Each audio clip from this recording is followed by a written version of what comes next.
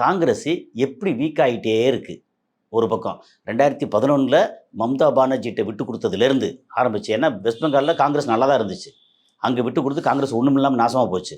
அப்படி 2011 ஆரம்பிச்சு 14 நீங்கள் வந்து இது எடுத்துக்கங்க. நீங்கள் வந்து ஓவராக கோவா எடுத்துக்கங்க, இதை எடுத்துக்கங்க, மத்திய பிரதேஷ், ஹரியானா, பஞ்சாப் 2022 ஆரம்பிச்சு 2017 இப்போ 18 இவங்க ஆந்திர பிரதேஷ் பிரிஞ்ச ஆந்திர பிரதேசலேருந்து இப்படி எல்லா இடமும் பிரித்து பிரித்து பிரித்து கையிலேருந்து எல்லாத்தையும் போய் முடிச்சாச்சு.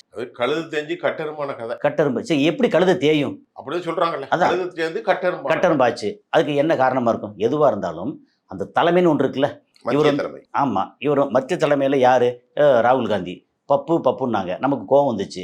அப்பா இவ்வளோ பெரிய அறிவுஜீவி, ஒரு யங்ஸ்டர், துடிப்பாக இருக்கக்கூடியவர், அவரை எப்படி சொல்ல போச்சு அப்படின்னு நமக்கு கோவம் வந்துச்சு. ஒரு இல்ட்ரிட்டான வார்த்தை, அவமானகரமான வார்த்தை. ஆமாம், அது வந்துச்சு.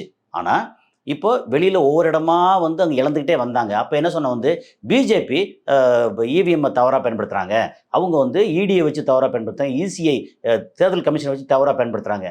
சரி, அவங்க வந்து என்ன பண்ண தன்னோட பவரை பூரா எடுத்து பயங்கரமாக தவறாக பயன்படுத்துகிறாங்க இல்லையா? நீங்கள் என்ன பண்ணுறீங்க? யாரு? காங்கிரஸ். நீ என்ன பண்ணுறீங்க? அதாவது ஒருத்தன் ஒரு கத்தியை தூக்கிட்டு, ஒரு பெரிய வாளை தூக்கிட்டு வெட்ட வந்தான்னா, நீ கையை கட்டிட்டு என்னை வெட்டாதேன்னு சொல்லி நிற்பீங்களா? நீங்கள் இருக்கிற கட்டை கம்பு வேற ஏதாவது கத்தி திருப்பி தாக்குறதுக்கு எடுப்பீங்களா இல்லையா? அது இயற்கையாக அணிச்சி செயல். வரணும்ல. ஒருத்தன் வரும்போது தூக்கும்.